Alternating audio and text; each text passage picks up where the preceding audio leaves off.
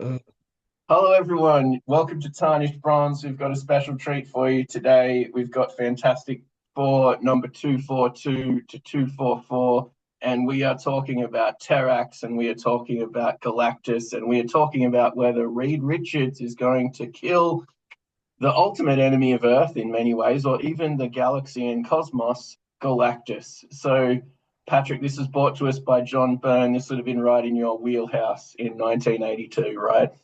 Yeah, 6 years old, and I did not have 242, but I had 243, which is the one with Galactus actually on the cover, and had it with the cover on it. But I don't know that I got it at the grocery store. It may have been one of the rare used comics that I purchased that actually had the cover intact. As we discussed in a different episode, that was often not the case. The covers were removed, I guess to give credit back to the comic book store, right? Was that I, it? Something like I think to the newsagent distributors and the newsstand. So yeah, let's have a half-hour podcast on the no. machinations of the distribution networks throughout the 70s and 80s, and we'll have half our audience. So that's something. So anyway, this is the setup issue, and this is really like the whole point of that sort of moral quandary that Reed and the rest of the Fantastic Four ends up in. So, Patrick, your little mind must have just been blown reading issue 243 out of the Oh my gate. God. So many guest stars. The Avengers are in it. We've got Doctor Strange, Daredevil shows up, Spider-Man. Yeah, it was really good. And I've always loved Galactus, but yeah, he definitely raises the stakes, as you like to say. And I can't remember if this one or the Galactus Sphinx arc, which we'll probably do at some point in the future. I can't remember which one of those I read first, but yeah, Oh, anything so that you had to might do have with read this Galactus. and then delved back, is because that those Sphinx issues are almost 2 years before this. So you must have. Oh, Sphinx was before then for me because Oh, okay.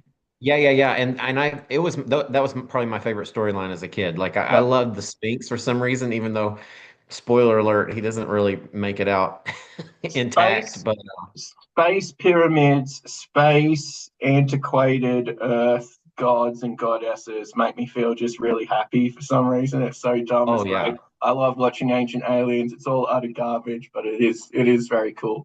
And so, Patrick, the eagle-eyed people, eagle-eyed audience might notice that this is the covers inked by Terry Austin, but all of these comics are just total John Burns, author sort of vision. It's just all him on the page. He's doing his own inks. Later on, I read some interviews saying that as he moved on, he wouldn't even bother penciling some of these, not these Fantastic Four issues, but later on in his career, he was so confident with his ink line that he would just like go for gold, which is just something to behold, to be perfectly frank.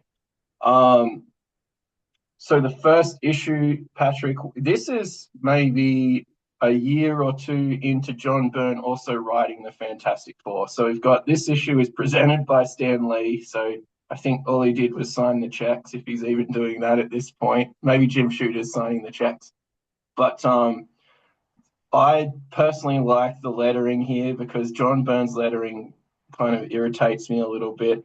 And the coloring is actually pretty good for the day. And I just full disclosure, these pictures are taken from an omnibus with the whites being super sort of bright. So your mileage may vary if you have the actual comic or an older trade paperback.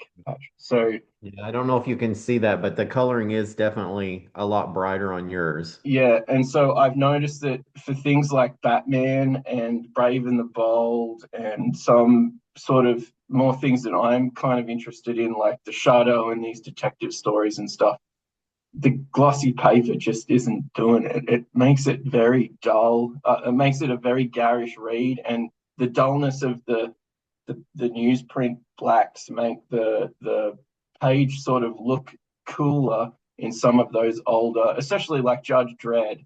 Judge Dredd is in this sort of dystopian future. You don't want everything like popping out like fuchsia. So, I have to Patrick, say too, just a quick side note, Byrne's run in the 80s on Fantastic Four is really incredible. I mean, issue to issue, it's been a while since I read through it, but several years ago I did sort of start from maybe as early as I have, which is pre-burn, pre-burn, sometime in the 70s, up until basically they did to this Fantastic Four what they've done to the Interstitial Avengers, where it's like two things. Maybe Crystal comes back or something, and we've got, I mean, just rant like this is the Fantastic Four. It didn't last that long like that. But anyway, having gone back to the Fantastic Four other times, just one-offs here and there, and I haven't read, is it Hickman, and I think has a really esteemed run. I have not read that. yeah, So there are probably holes in my more recent Fantastic Four future, but point being, actually really don't, they're not my favorite team usually. There's only four. I kind of like a cast of thousands, kind of a comic book guy. So they're not necessarily my favorite, but man, John Byrne just takes a sow's ear, in my opinion, and turns it into a silk purse. I mean, it's hard to beat these Fantastic Four. Issues that he does. I mean, when he takes them to space, I love sort of a space comic. When he takes them to space, the world building, the villains, the art, it's just really, really good. yeah, he does work with what's existing, and he does bring, you say there's only four of them, but his supporting cast is quite large. So, And we've also, already, side one more yeah, thing, sorry. I think maybe correct me if I'm wrong, but I think this may be my favorite John Byrne work.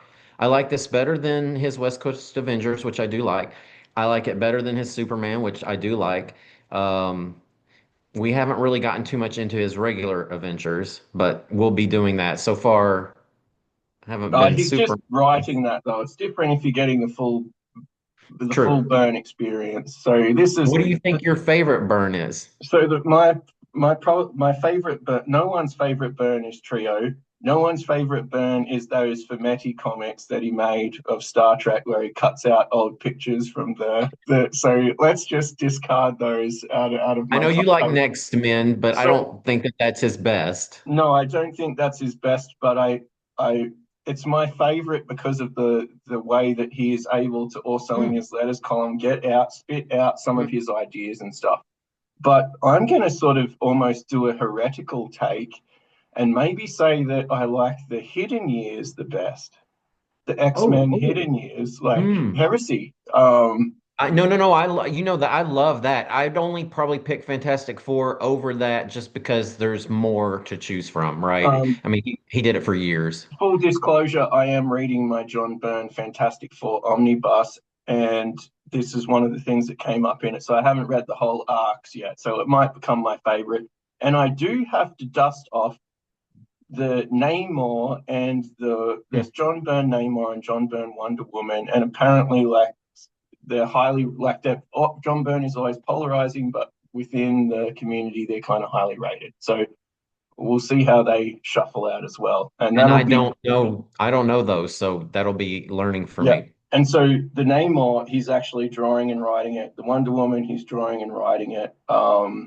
So that's kind of not germane to the point here of who the hell is Terrax. He looks a bit like a sort of undersized dark side. But Hmm. Patrick, there's plenty more fodder on this channel. And I think some of these things that you can draw a clear line to the Bronze Age. So Hidden Years came out in the late 90s. I think they satisfy the remit of the channel. So maybe we could do that one day. It's kind of like getting the band back together and doing the X-Men all over again without that annoying Chris Claremont guy to tell me what to do. Like that's what I feel Hidden Years was for John Byrne. Oh, I love it too when they'll tell a story that's slipped in amongst other old stories. It can be done great. I feel like Marvel has tried it lately and it maybe hasn't been as great.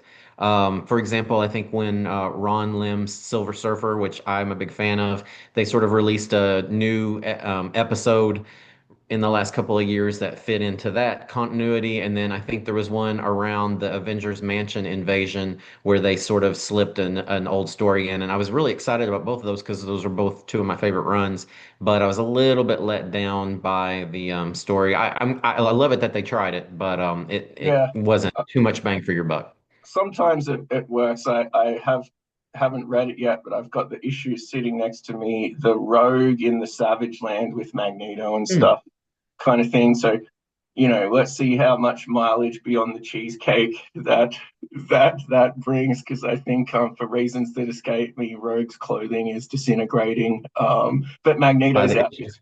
Magneto's outfit seems fine. So that's one thing. So Patrick, I've read some of the early Byrne stuff. I haven't really caught up to this yet. Like I'm getting familiar with John Byrne's Fantastic Four, but some of these villains, these are sort of a bit out there, right? Like these are from the distant past of the Fantastic Four. Is that true for Terrax? Well, Tarak's not too distant. If you recall the arc that we were talking about before with the Sphinx, that arc starts with the Fantastic Four recruiting Terax Okay. um, Yeah. Yeah. as Galactus's new herald. So he's been the herald for a couple of years, I think. And I can't remember what his name was. It also So, started with a but he T. was new then. Yeah, that's what I'm asking. He was a new character then. He's not.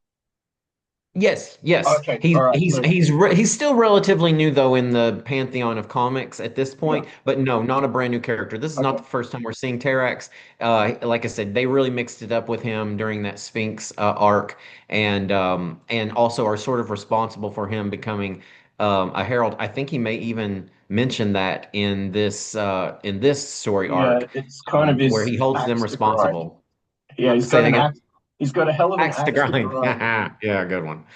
But yeah, so for this, like you said, is a setup issue. Rarely do we get a setup issue that's as good as the main event, but in this case, I think we actually do because this first issue is excellent. We've got a little prologue regarding the cosmic frontier, and then it switches to this splash page of Terex the Untamed, which I think is just excellent. He's always been one of my favorite villains. So ambitiously evil that he's even willing to turn on his master Galactus, who is responsible for his power set. Yeah. Like Yeah. that's loopy, but he's crazy. He's crazy evil. He might even have a pouch. So he's like just really bringing it. He's got a utility belt. I was just double checking that, Patrick. Like, how, I'd call that a pouch. yeah, yeah, yeah. I love the axe, very persuader like maybe Yeah. stole that The from ink, Legion. the physics of this is all wrong, by the way. So if you're an avid miniature war gamer or a LARPer, you'll know that you don't really want to make your weaponry, your weps, as we say in the field. You don't want your weps to have, the bad physics.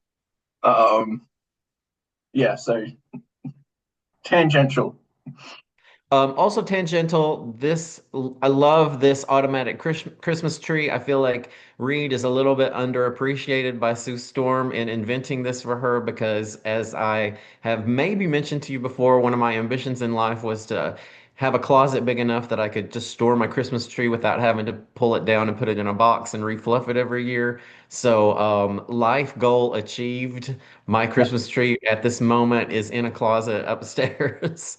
Fully So fluffed and ready for the season. so And if it's that June. if that first page with Terrax and his axe is like Image Comics adjacent, this is kind of like Richie Rich adjacent. Like we're just seeing it all in the space of 2 pages.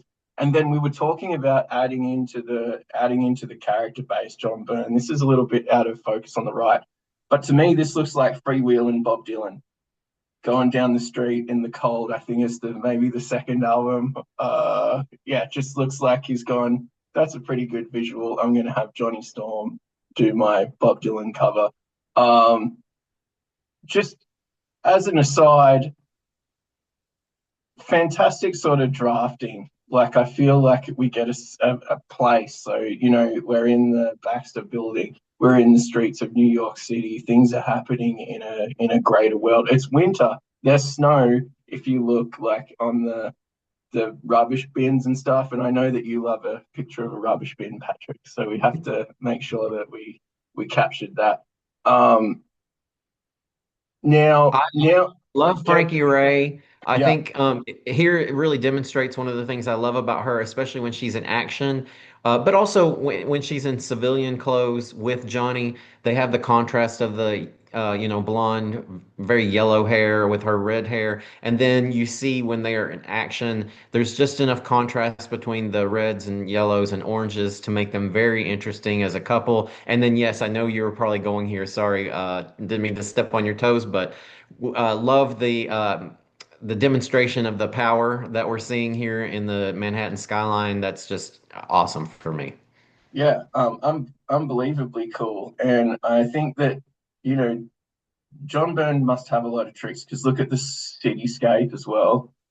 So you've got to remember that this is before you can just like Google, oh, I want a picture of the Manhattan skyline and then just like print up a high contrast thing and trace around it and put that in your comic book. Takes, I don't know, it would take me days, but someone who's got all that professional skill, it would be really quick. But just finding the pictures is a difficulty, I imagine, in 1982. So, there's a lot of craft that's going into this, and the visuals are just absolutely stunning. Even if we haven't seen anything new. And look, we've sort of got a guy in a cowboy hat. Like, there's so many things going on just in the background. Big fan of big fan of John Byrne's tech.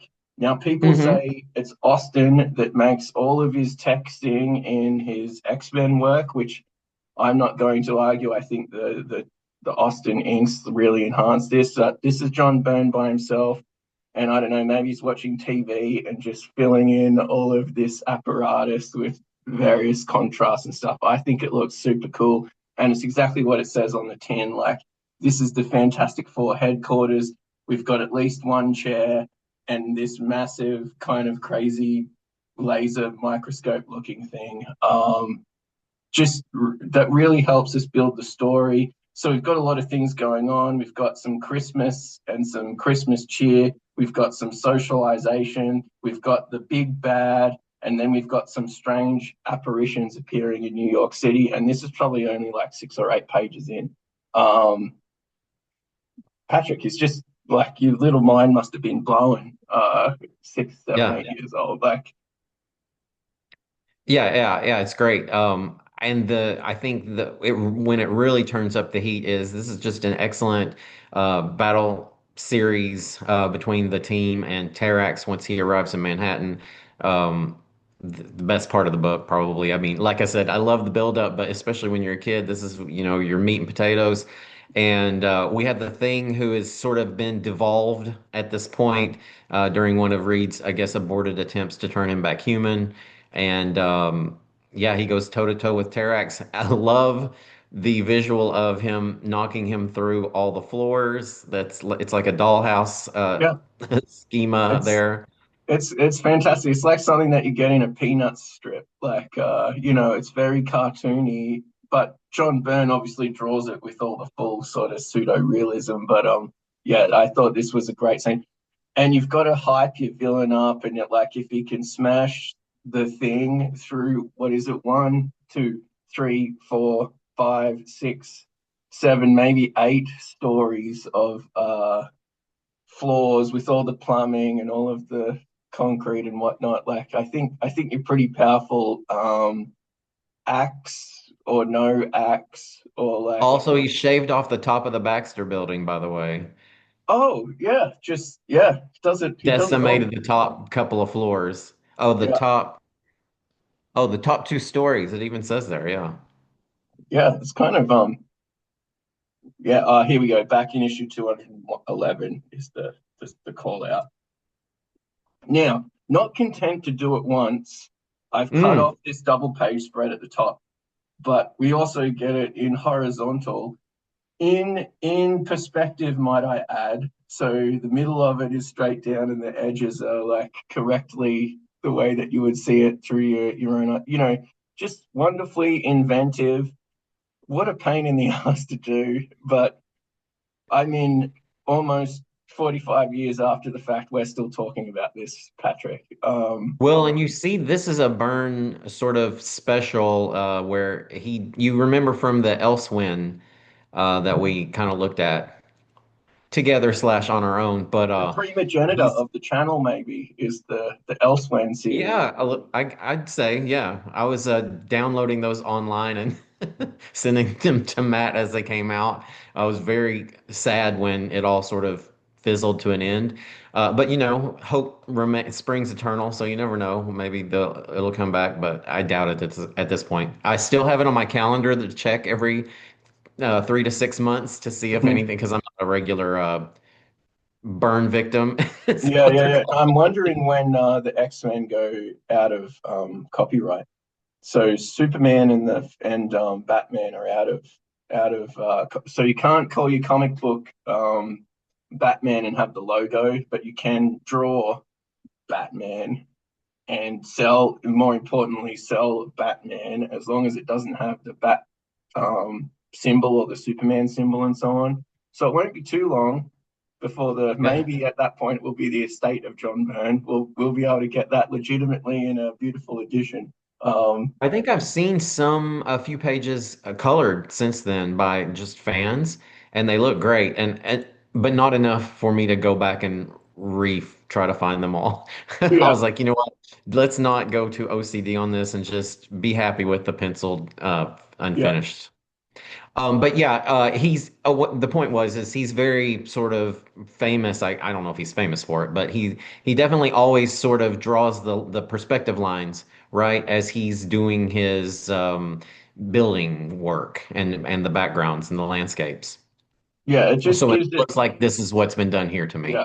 gives it that extra sort of architectural reality in which you can do crazy things like smash up the buildings and so on and so forth, or have psychedelic um, yeah.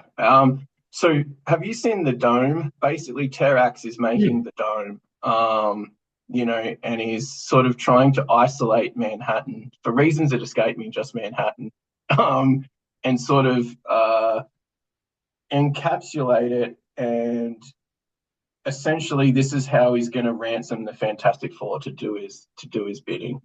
Now, Exactly. He's trying to blackmail them into going to confront Galactus. yeah. Now I could have done with a bit more sci-fi in the or a bit more SF. Excuse me, the Outlaw bookseller. It's science fiction or SF, not sci-fi. Um, to sort of encapsulate. I think that this one isn't the best one. I do like the one, 2 or 3 pages before. It's a bit more sort of psychedelic almost. Just had to put this in. John Byrne does a good Thor, doesn't he? Yeah, he looks so good. The wings on the helmet. And actually, this is definitely it's interesting that you picked this one because it's definitely one of my favorite frames. Yeah, just I think in this issue and the next one, he gets to scratch the itch of drawing basically all of the Marvel characters that at least the ones that live in Manhattan. I thought the vectors on this were great. Like this is something uh, straight out of a cinematography slash art theory masterpiece. You've got the rule of thirds going on. You've got like the skew if the horizon line isn't perfectly flat. You've got all this visual interest.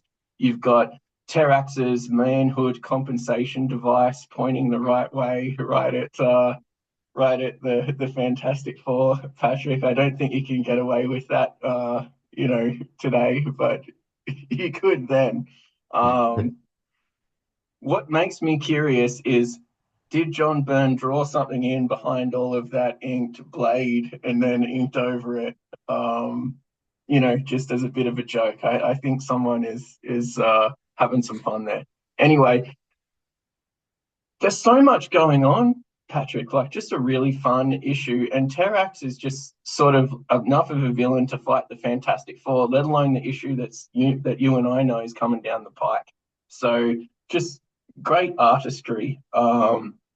And if someone is pointing a massive blade at me and I'm in the Fantastic Four, I'm not going to go, wait up, fellas, just we don't know if he's really much of a threat level. Let's see what he does before we really try and kind of Yeah, yeah, what is he up to? He's already enveloped Manhattan in a dome. yeah, and you know, what's even more bizarre is that Terax then says that these are wise words. So Reed Richards is doing the get the villain talking so they don't do their plan thing for him. So yeah, just really bizarre, Patrick. I thought had to end on this fantastic panel, if you pardon the pun. So one thing here is John Byrne doing himself. We don't have the funny mismatch of style. So that was what we had in that Spider-Man issue. I just felt like there was a bit of a mismatch. We don't have John Byrne is making like this. He's really good at building coherence from what happens before. He almost has a fetish for the original Marvel superheroes, and it shows like everything is coherent. Whereas Mantlo is kind of like a bit hit and miss like that. So Mantlo's highs are high, Mantlo's lows are low. For John Byrne, he just you know what you're getting on the tin. It's going to be very good at worst. Patrick, your thoughts on this issue? Did we kind of just end right on him on this Terrax guy proposing that they battle Galactus and then he'll get rid of all of the force fields and stuff? Is that that's Yeah, basically the cliffhanger is the him moving Manhattan to right outside Galactus's world ship, I think is what they call it, with the, if you recall, with the World Trade Center poking out the top, which I thought was a nice little de added detail because yeah. that's where they are here. They're standing on top of it, so they end up a little bit outside the force field so that they can see what's going on. And yeah, he gives them the ultimatum that either they are going to go into Galactus's ship and confront him, or he's going to throw Manhattan against the ship and destroy everyone in on the island. Yeah, he's kind of I mean, in the grand scheme of things, some of the heroes would probably want to see the back of Galactus. So it's a one of those sort of conundrums that the basic black and white morality of superheroes is not maybe necessarily the best equipped to deal with this. So we are going to get into some of these moral quandaries as we go, Patrick. This is actually a pretty good three-parter, pretty strong. Now, the second issue has an amazing cover.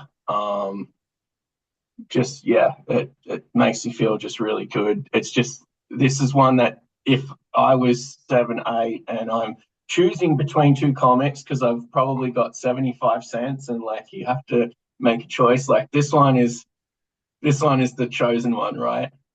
For sure. Yeah, great cover, very famous. And between the time of rereading this and recording this episode, I have, and this has happened multiple times, I have seen another sort of post go around the internet making fun of Captain America jumping on Galactus's foot and trying to, knock off a toenail or something with his Yeah, shield. it's like the people of Lilliput in the name of it, the Adventures of Gulliver's Travels, right? And they're Yes. all the little Lilliput people. So getting into this is 243.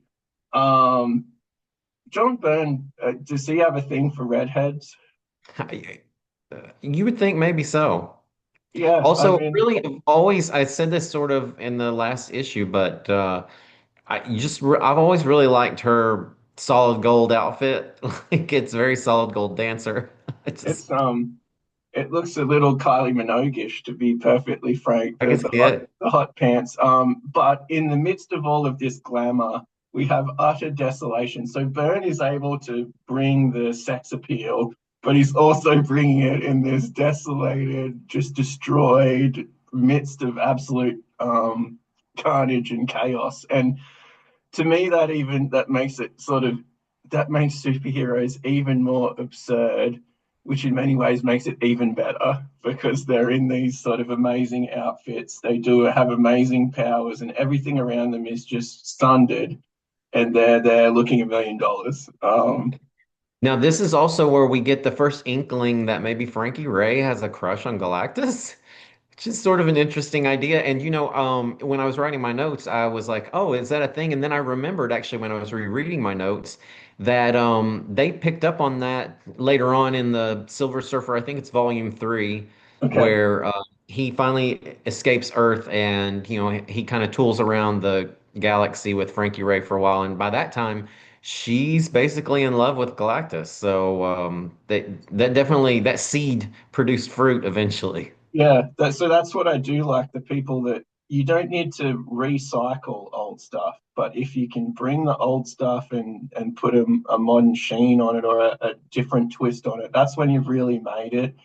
And so that Galactus thing, to me, I was like reading your little summary and I was like, oh, I don't know so much about that. But just going through to get these pictures for this issue, I was like, oh, okay, yeah, that's not totally strange. And indeed, it makes a Also, lot of sense. also doing those little Easter eggs to entertain the audience rather than to show how clever you are, like we've sort of picked up in other issues that we've done. Um, Maybe it's just a feel that you get as a reader, or maybe it's actually happening. I mean, it's who am I to say? But that's not what I ever felt when they take something that maybe has a kernel in the past and they develop it, as opposed to sort of have the heavy-handed, I'm a fanboy who's now writing for my favorite comic. And that's the difference between good and bad world building. Good world building is you let the third mind, which is the mind of the reader and the mind of the author, work out things that you don't need to describe. And so here we've got the ultimate use of the third mind. Like this is planting a seed. Your and I imagination is going to run with it. John Byrne doesn't need to spend 3 pages like having like romance comics of people pining over Galactus and like looking at pictures of him in magazines and like shedding tears and doing all of the Liechtenstein like trope romance stuff. Yeah, with the tears. Yeah, so that's when you know that you're doing it really well, as opposed to like going on and on and on and on. And we don't need to belabor that point in this issue because, like, just again, the desolation, the glamour, the coloring is amazing. They're using like 3 colors, fantastic. Patrick just really sells people on the like Terrax is nothing to be sneezed at. And if Terrax is nothing to be sneezed at, Galactus is a whole level above that. And then you can imagine if we can get rid of Galactus, like this is the worst we have to contend with, which is still pretty terrible.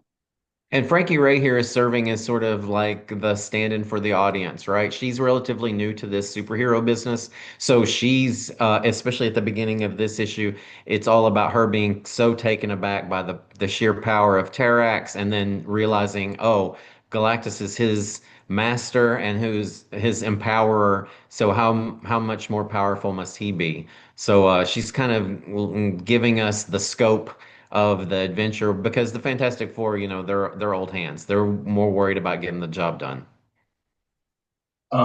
More great stuff. So the Avengers Mansion still doesn't have a chair, but this is a big enough threat that the Avengers are sort of called in, and so we've got is that Wasp and Captain America.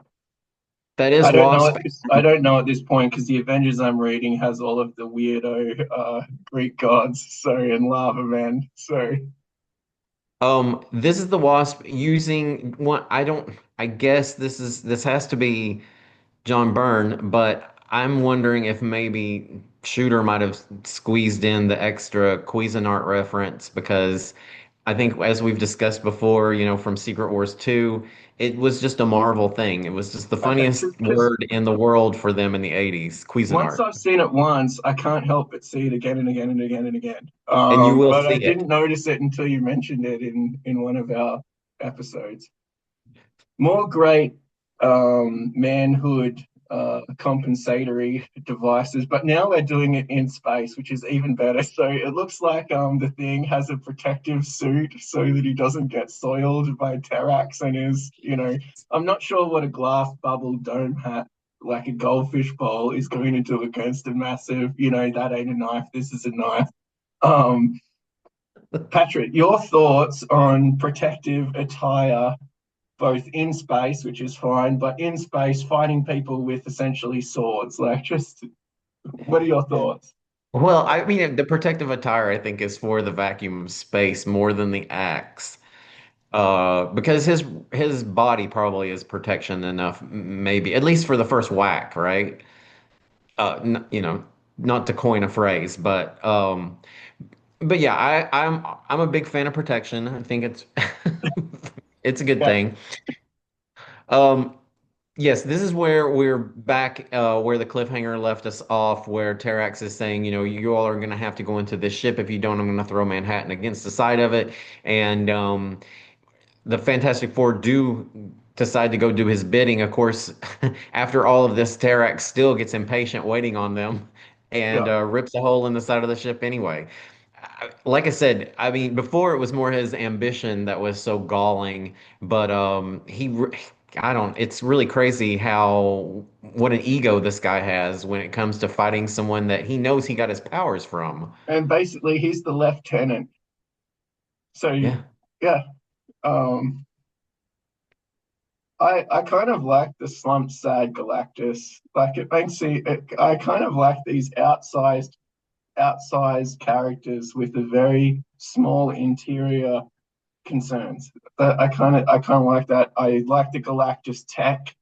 I like the fact that he has a massive seat. Like he's got a throne. He can just bestride the twin towers like the man on the wire. What a fantastic tale from real life. Like, um, he's a colossus in more ways than one. And it seems like he's on his last legs, but you know, it's up to Terrax to seize the crown. Yeah, and Is that's that not what? going to happen. It's not. It's just not going to happen. So yeah, Galactus basically gets pissed when Terrax tears a holes in his ship and undoes everything he did in the first in the first issue. Like he returns Manhattan back to the Earth, and brings all the people back. And then Terrax still thinks, okay, you know what? I'm still going to give you a whack with this axe. Yeah, But just Galactus is not playing. no. And I don't know if those booties are particularly edge defiant, but they don't look insubstantial to me. So like, and we can't just forget like awesome eye beams. Not, I don't think this is the first time he uses the eye beams in this issue, but it's a great effect. Like, just so cool. He does everything. He's cosmic, but when it all comes down to it, what does he do? He just has eye beams. Like, so good. And the light doesn't scatter. It's like in a perfect sort of tube. So I don't know the physics behind his I'd love for someone to write a scientific article on Galactus's eye beams and how they're able to be produced. Maybe there's some sort of ophthalmologist that we know who could do that, Patrick. How did they come? Yeah, I think I know one. How do they compare with the Omega beams? Yeah, yeah, Can yeah, Galactus make his go around corners? yeah, yeah. This is right for scientific discovery. So, but But yeah, that in was Galactus basically depowering Terrax. He's had it with him. He his least trustworthy herald of all time, and Galactus has been around for millions, I guess billions of years, right? He predates our yeah, universe. I don't know if that's canon at this point. But after he's taken care of Terrax, he's kind of on his last legs. His energy is depleted, so he immediately captures the Fantastic Four, or the Fantastic Three in this case, the Terrific Three, if you will, and immediately goes to work on consuming Earth. And that's when and we have Thor yeah. and Captain America and the Wasp and Iron Man jump in. So the tremendous trio are on their last There you go. are on their last legs. Yuri Geller there is trying to like bend spoons and bend satellites and whatnot. And yeah, just so Patrick, this is one comic where I don't think that the omnibus glossy paper is hindering things. I think it kind of makes it look pretty cool, to be honest. Like I think on red and pink, it makes it look cool, especially if you make your tech gray and blue. Whereas if you make your tech some other bright color like white, then it just ruins this whole the gamut. Yeah. So yeah, yeah. I kind of like my Thor with his red cape. I kind of think that Hmm. that's And the yellow is okay. I do like the normal comic, but you're right, it doesn't detract. And then this is what the other page looks like. Now I do love the one of I love little touches like the fact that they're in these globules, but the Yeah, bottom of the glob is flat, yeah, right, where it's in they the are ground. walking. Yeah, It's a silly thing, but I love that. And actually, one thing that kind of doesn't fit in, oddly, I didn't really think this when I was rereading it, is the sort of force field around Galactus on the right hand side in the yeah. panel with her. That looks a little bit odd for Byrne. Maybe he's put that in because he's done all the other stuff in perspective and he doesn't want to have to draw all the background. So I think that, like, I'd love to see the original art and see what was like post and like what was put in. Because that would just be a nightmare. Like, imagine drawing all the little light bulbs like Well, and on. Galactus at this point is on top of the World Trade Center, I think. So it's a weird background. So I don't know. Yeah, that just that I So really like that fallen. panel. It says in Thor is Oh, telling us oh, he's not. oh. Yeah, Sorry, because you skipped a page. yeah, Okay, yeah. yeah. These aren't all. This is not a double page spread. This is No, just no, no. And I forgot. You're exactly right. Thor has blasted Galactus, and so we're thinking that he's falling, and this is him arresting his fall, probably. So it yeah. makes more sense. But just seeing isolated, I was like, oh, what's going on here? Yeah, yeah. Good point. Good point. One of the Um, things, and I know that you know that I love this, is the representation of powers. And one of the people that I really love the way he does it is John Byrne. Whether it's Thor's punch in Galactus's face here, the repulsor rays on the previous page, Daredevil's sonar. Here we have Galactus blasting Thor with his hand blasts. I love all of that. yeah. So good, and just such an interesting way of crafting the panel. So we've got like top down, then we've got bottom up, and then we've got bottom up, like, but from the people who are surrounding Galactus looking at Daredevil. And then we've got a close in tight shot then of like it's bottom up for Daredevil, but it's like top down for Spider-Man. And then we're gonna like swing the camera around again. Like this is just making a thing. It's not changing the story, but it's making it so much more interesting. Like just Yeah. so visually interesting. And then we're gonna do. Everyone gets to demo their powers. So Galactus, when he's not doing eye blast, is doing hand blast. Daredevil is using his sonar.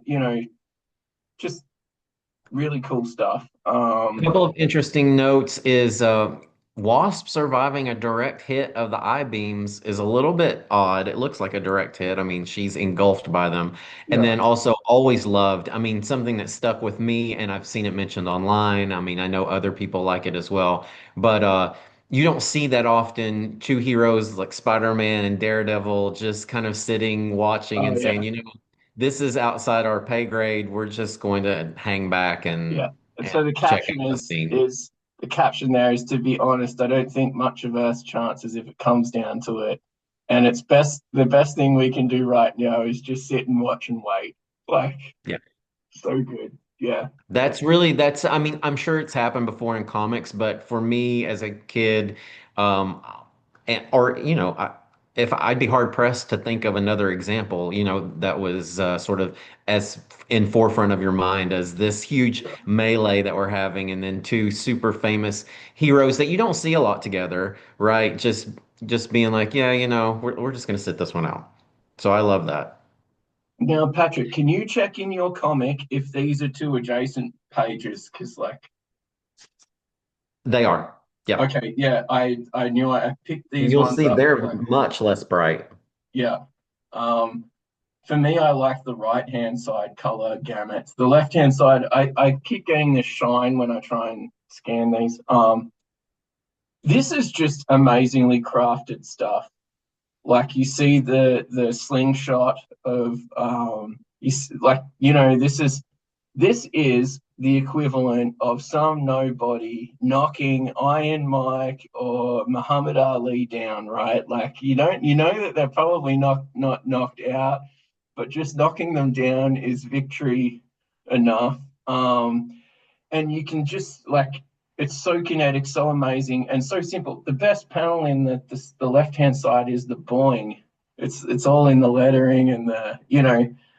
That's I what's great really about comics to me, Patrick, is like the I love these simplicity. details that Byrne adds that really add to the story or to the action. The Reed's bottom half being wrapped around the lamppost to create the slingshot effect. Now, what's happened here is Doctor Strange has shown up and used the images of icon spell to confront Galactus with the spirits of his victims. And he's alluded to that as a weakness earlier in the issue and it causes him to kind of panic a little bit, and then that gives Reed and Ben the opening to bring him down, And to that's make him prone, if you will. That's as we say in the RPG world. okay. All right. Yeah. Yeah. Yeah. I don't have the real issues. I'm sure we could get some great RPG ads out of this era.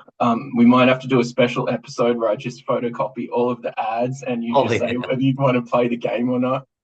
I will Um, say Doctor Strange was kind of new to me at this point, and I never really got into his individual series necessarily. So I was really dependent on him showing up in other comic books. Always really liked him as a character, and then to see him just kind of float down and F Galactus up, that was pretty yeah, cool. yeah. No, so the one thing I have about Doctor Strange is I really like there's a few series I like, but in other people's stuff, he just seems to solve things too easy. Mm. That Yeah, it's the that's fair. one downside of that. So Galactus is down. The end of the issue is kind of like a total 180 degrees, would you say? So where did we start? We started with Terrax isolating Manhattan, saying that the Fantastic Four had to kill Galactus or he would basically annihilate Manhattan. We've ended the second issue with the Fantastic Four realizing that they've sad Galactus is a hell of a thought, but they have to save Galactus, Patrick. So we've come 180 in 2 issues. We've had all of these guest stars, some of them futile, some of them trying to aid materially, and Thor just looking majestic in his he's got an amazing red cape in my issues. He's kind of got a muted cape in yours, but looks really cool. He's got a hammer, and to the man with the hammer, everything is a nail. To the man with the sword, everything is compensating. We've just got so many great visual things going on. Really, two top-notch issues, Patrick, and we're not done yet. And we've covered so much ground. And then what happened to all of our Sue, Storm, and Frankie? Yeah, interestingly enough, once Manhattan was back down, Sue presumably didn't have to make it visible anymore. That was a little bit of a reach anyway, right? Like who you don't necessarily need for it to be visible when you walk up to it and run into it, you'll know it's there. Yeah. But they're going to be brought back into the next issue. Okay. Well, that makes me feel better. And fortunately, we have the next issue right here. Great cover, just fantastic visual design. Yeah, well, another great cover, also an issue that I didn't get until years later, so I never knew, Oh, Galactus was oh. down for the count. What happened? Who knows? Like, it's okay. Okay. I do have to mention. I do have to mention like what the pacing seems off in this issue because we're doing a massive retread. Yeah, this is what I wanted to ask you. So this issue opens with Johnny Storm stumbling into Juliet D'Angelo's apartment. Now, Juliet was introduced very briefly in the first issue as Frankie Ray's roommate, and he's saying, "Okay, Frankie's gone, she's gone." And if you're reading these, you're like, I seriously was like, "Oh, did I miss an issue? Like, what the hell's going on?" Because I went straight into it, and it'd been a few years since I've read this. So Johnny kind of collapses. Julie calls the FF, and Reed and Sue show up. And then the third story in this arc is told completely in flashback. And I'm not exactly sure why he decided to use that. I, I understand sometimes it can make the story interesting, more interesting, the storytelling. It's a little bit different from just being like, and then this happened, and then this happened, and then. But I don't know that it was necessary, really. So it was kind I Some, didn't know if yeah, there was a reason for that. So there's some Latin word that means start, or three words that mean starting in the middle. And so if Media you want, res. yeah, so someone's got an education. So I think that was sort of some of it, but then he sort of backtracks it and goes, "Oh, Jim Shooter says that every comic is someone's first comic, and we have to like, does that make So maybe sense?" he felt like there was so much retread that they had to tell it in flashback so that the recap of the last two issues was easier to tell and made sense instead of because that actually makes a lot of sense and I should have figured that out myself because what you usually have is this really forced in recap that is kind of difficult to reconcile with what's actually going on in the issue, right? It's Yeah. somebody while there's action standing to the side and like and then this happened, and then this, for no reason. But if we tell the story in flashback, then it makes more sense for one of the characters to tell Julie D'Angelo like what's been going on, right? And I think the reason I just skipped over those pages because then I went, oh, they're not germane to the point. They're all well drawn and stuff. I wanted to just highlight this as being like everything has just been one knockout punch after another for these issues. And then we have like a gear change grinding thing, um, which is a bit of a disappointment. But But nonetheless, you get the Garfield plushie on the back of the couch. yeah, so that's I That's the miss I did trade-off. I did miss that. So It's very this distracting. I don't know how you missed it. It's it's like very, I find it, it's like the whole in Spider-Man socks. You're it focusing on kind of all ruined the whole comic for me, not really. so you're a Garfield absolutist. Like you're a So I actually really like Garfield at this time in my life when this comic came out. But he's drawn so as not to I think trigger any copyright laws. So he looks a bit shabby, I think, and just I don't know. I found it kind of distracting. He comes up at the end of the issue too. So anyway, uh, just a side note. so what I wanted to highlight here is we've just gone back to the 60s big time. So if we are in the 80s and the Bronze Age and all those other issues, now with this layout and this way of everyone explaining everything, that's what I was trying to get at is we've just gone Yep. 20 years in the past. Maybe not John, but John Byrne's strength is definitely not the six panel grids. Like you're losing so much and gaining Yes. so little. Yeah. True. And here Reed has built an unbelievable amount of tech right there on site So do they around have this at Galactus. Emory or at Johns Hopkins? Like, you know, is this the height of medical care? Yes. Galactus has shrunk down to a manageable size. Um, and Reed's working with Stark equipment to find a way to empower Galactus, and he's going to use Thor's hammer as a power source. Okay, in this sort of cyclotron slash particle accelerator slash the Hadron Collider. Um, With torpedoes in the top. yeah, hopefully it's got some sort of steam and piston power going on as well. That would, you know, Maybe a crank in the back. so everyone's lifting cubes. Everyone's lifting cubes in all of these issues. Thor, I don't think he's quite lifting a cube, but this is an amazing panel. Like just such a cool visual. Um, just I love it. I don't even know why I put it up in here, other than the fact that it's his Uru hammer, which I'm is it an Uru hammer or is it Mjolnir? Well, I think Mjolnir is the name and it's made of Uru. Okay. Which let me ask you this. Is there any connection between Uru and Uluru? I would hope so. I hope that like just the Avengers are chilling out. They've finally found some chairs. And their new headquarters is under Uluru. Or it's kind of like Avalon, where that's where the heroes sort of retire to until they're needed again. And you know, Retiring to the Outback is not necessarily what I had in mind, but yeah, okay. and then I don't want people to just like all of a sudden fly to Ayers Rock or fly to Alice Springs and then go to Uluru and then like try and dig to find like Thor's hammer. It's probably Don't do don't it. do that. Yeah, I think it's very protected. It's a national park and a place of high spiritual credence. So yeah, don't do any of that. But feel free to admire the Uru hammer. Oh, and just more, mate. Like Byrne does it all. He can do it in dynamical lighting. He can do pastels. The pastel color palette is my favorite. I like the fact that Reed Richards has made this massive machine, and he's got a schematic diagram of Galactus, which is basically like the pastels, which makes It's me like a Galactus gets an MRI. yeah, yeah. Just such good medical tech, and we'll get into why the pacing of this issue is weird at the end when we do our little summation, Patrick. But now we're back in the story.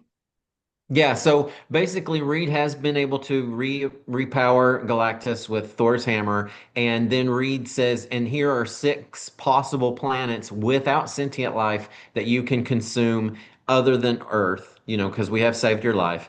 And Galactus is okay with that, but he says, "I'm so weak, I won't be able to get there to make sure that they're suitable without running out of power, so I'm still gonna have to eat Earth, sorry." And then that's when Frankie shows up, and she says, "You know what? I will be Galactus's new herald. I'll go check out the suitability of these planets so that he can actually get to one that's suitable without running out of power. That'll save Earth.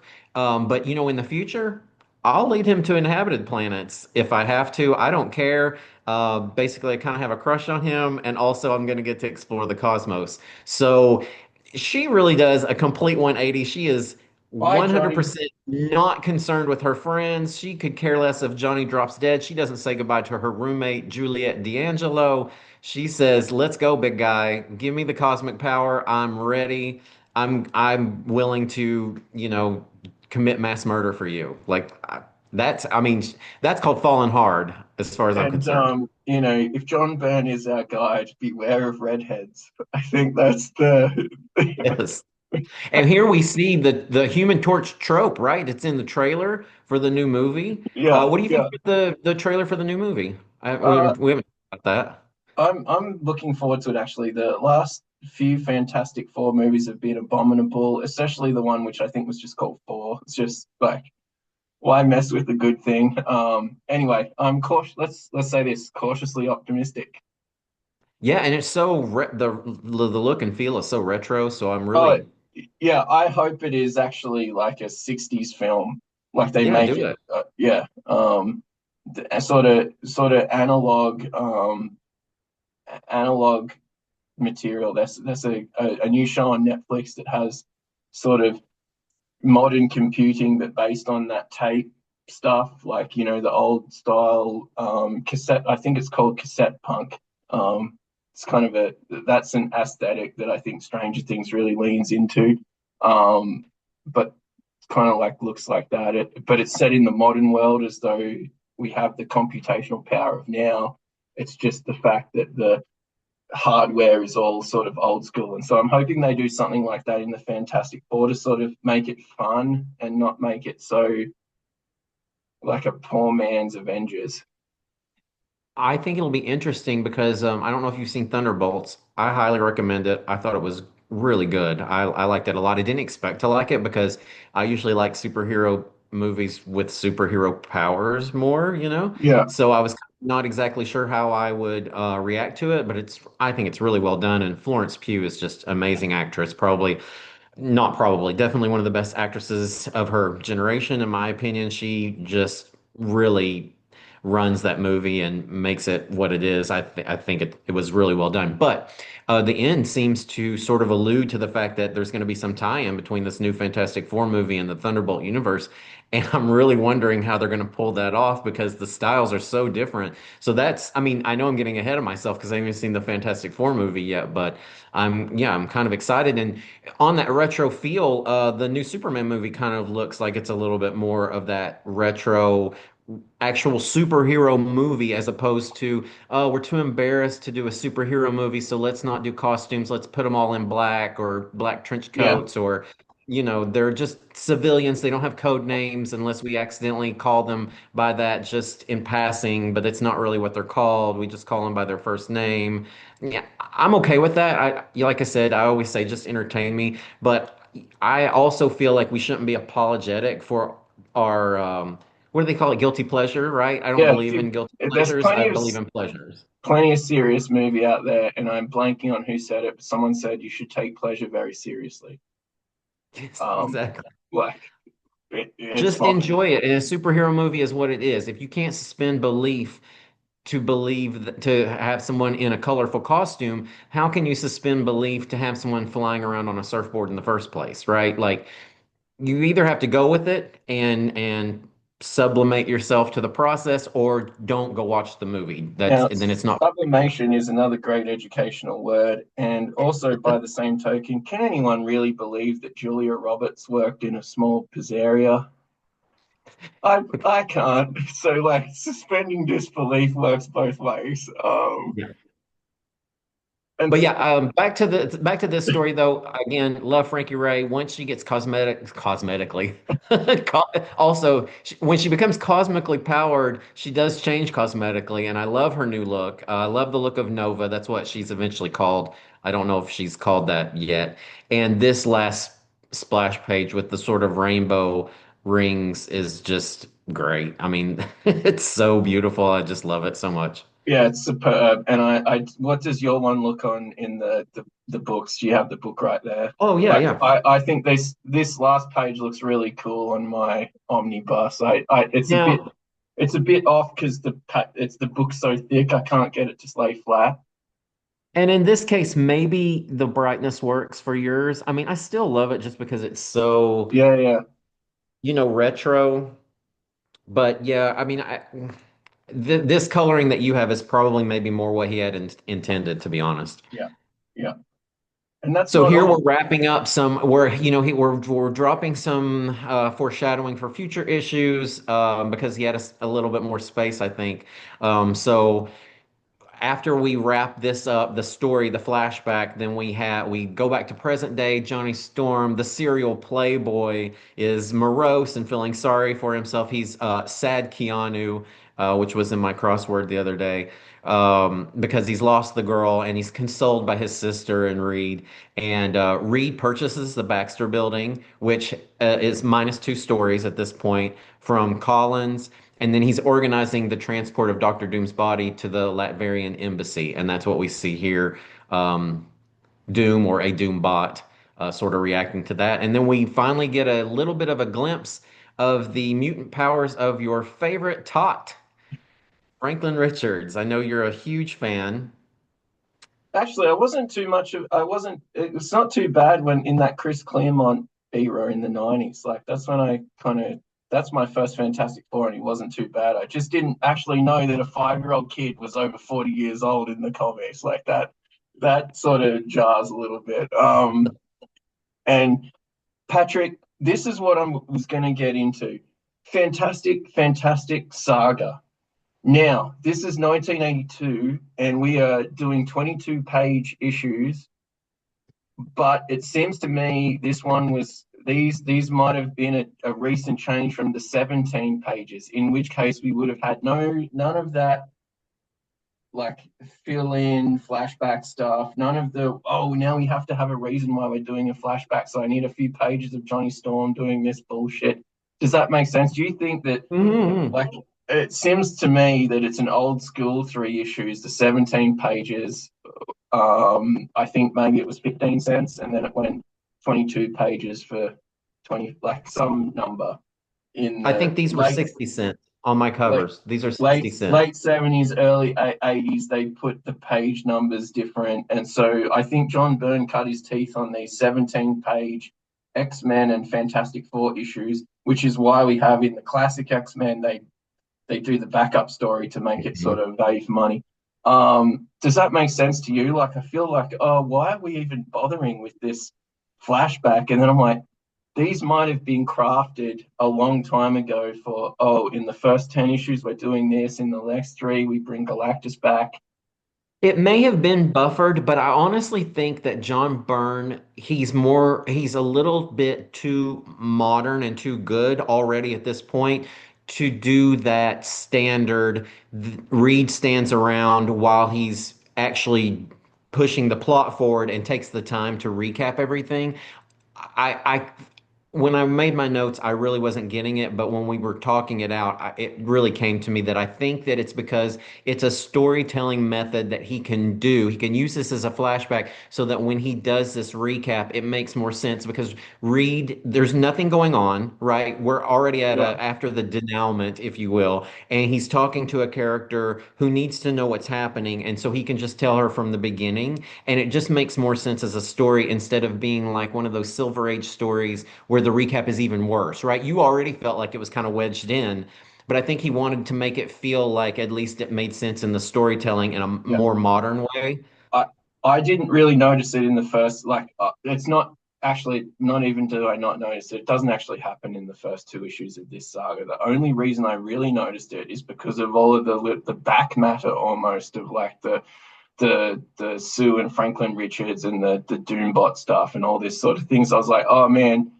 if I just cut it off here at 17 pages, why are we having all of these like esoterical things? And they're not, usually Byrne weaves them into the story. Like page 7 will have this thing with the Latvian embassy, and page 9 has Franklin Reed Richards, sorry, bugging out. Like, just, and then so I'm just trying in my sort of imagination to come up with why is this so tacked on? Like it's almost like the B story or that the little mini feature. And So when he chose to do the flashback to tell the meat of the story, I think then that precluded him from putting in these, weaving in these threads of what's going to happen going okay, forward. So then it kind of ends up being at the end. I will also mention that there was a quasi recap in 243.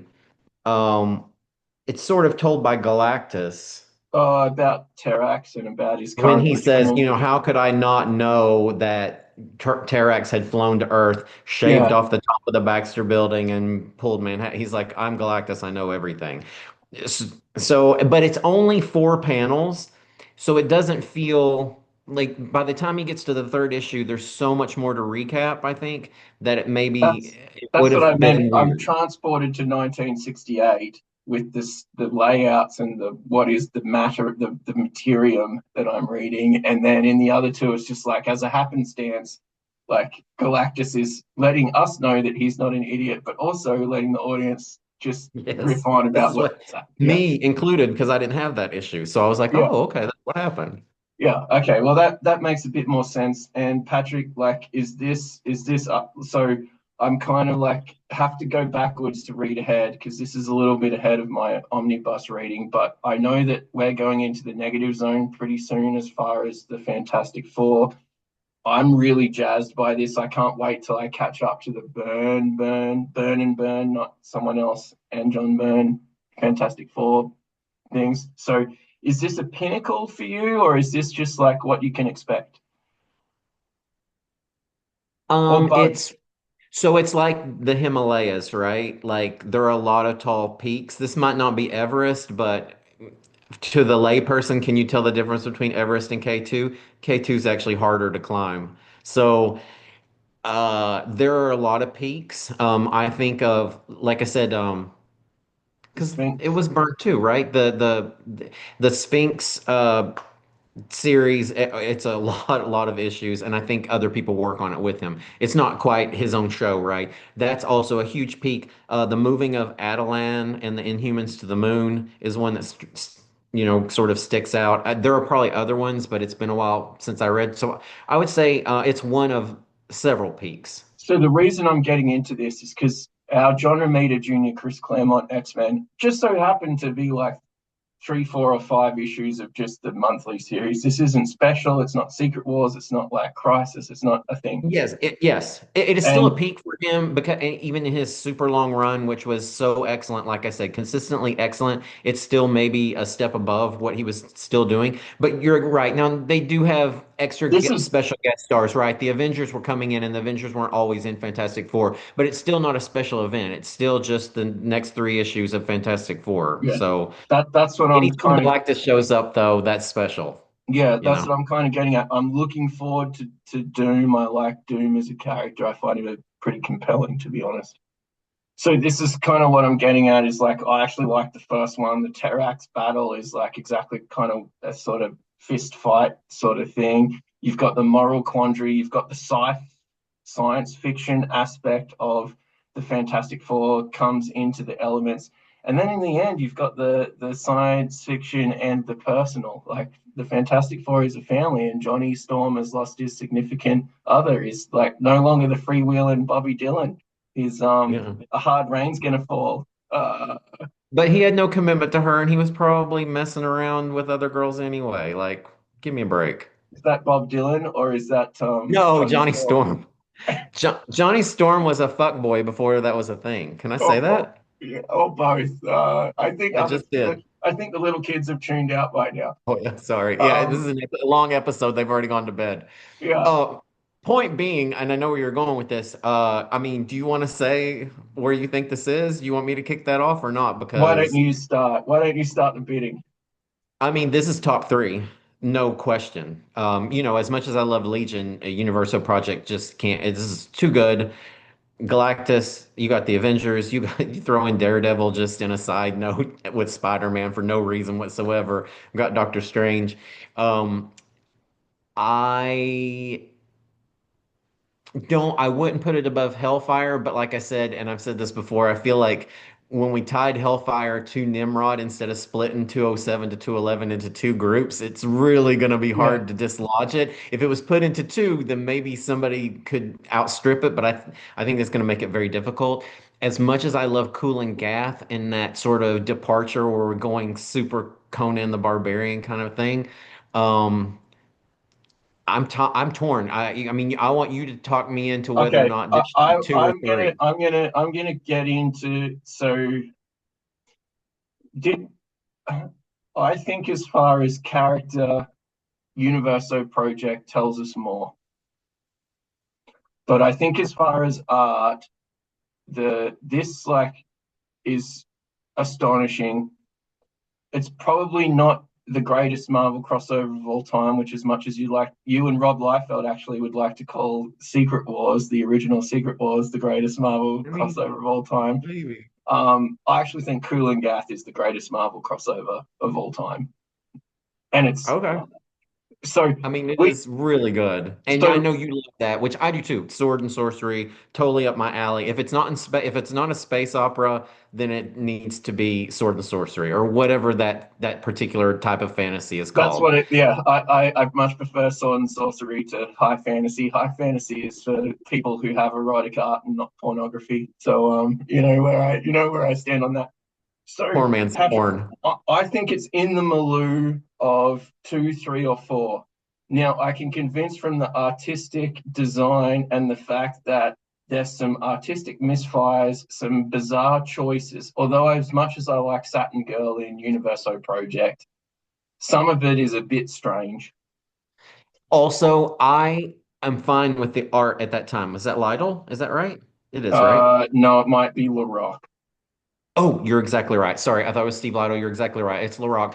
If you recall, well, first of all, obviously, don't. Sorry, but I prefer Byrne. I mean, I just do. No, But me also, too. when Byrne doesn't do backgrounds, it works more, and there's sort of a reason. One that comes to mind is when Reed is stretching up to turn the automatic Christmas tree off, right? Yeah. Those backgrounds weren't finished.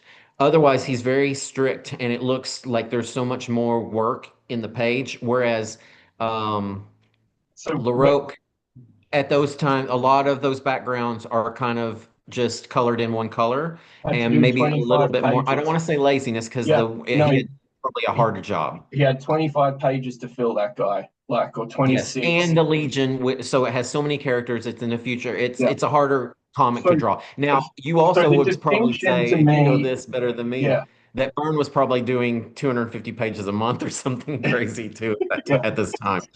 But it's hard for me, even as much as I love Legion, to put Universal Project above this. I would take your word on Cool and Gath, even though the lines of that art is a little bit more messy than what I prefer. And I think it makes the characters less identifiable. I think that the third issue of this is maybe a little bit weaker than the first two. So that maybe puts it down at number three. That's yeah, I wouldn't want to put it at four. I'd put it at three, yeah, but I'd no, put it underneath Cool and Gaff. you've convinced me. And when Byrne makes the cartooning simple, it's for that point, like the spring, the slingshot, like it really sells that stuff. Whereas if the whole thing was like that, it would kind of Yeah. not be, yeah. So I'm pretty happy, Patrick, that we've now got a new top five member, to be honest. It's been a while since we've Mhm. had something in our top Yes. five. This is really, really good. I'm actually pretty excited about Sue Storm getting into the stuff with Franklin Richards, and I'm even more excited by the return of Victor Von Doom, the mis misunderstood, along with Namor, Victor Von Doom. So I can't wait to just delve more into my omnibus and kind of get some of this stuff, in my into my reading. So Patrick, fantastic episode with you. Fantastic issues by John Byrne. We're putting a lot in the pot for next time. This won't be the last John Byrne that we cover, won't be the last Fantastic Four that we cover, and won't be the last John Byrne Fantastic Four that we cover, I dare say. But so like, follow, and subscribe, and keep your eyes and ears out for more tarnished bronze coverage of this great era. Patrick, anything you want to end on? No, I'm good. I am also glad to have something in the top five because there have been a few stinkers and the bottom's getting harder to differentiate. So, Yeah. The detritus is difficult to differentiate. Detritus is a Stan Lee like thing that we should embrace. So we will see you all on the next time and catch up with you later.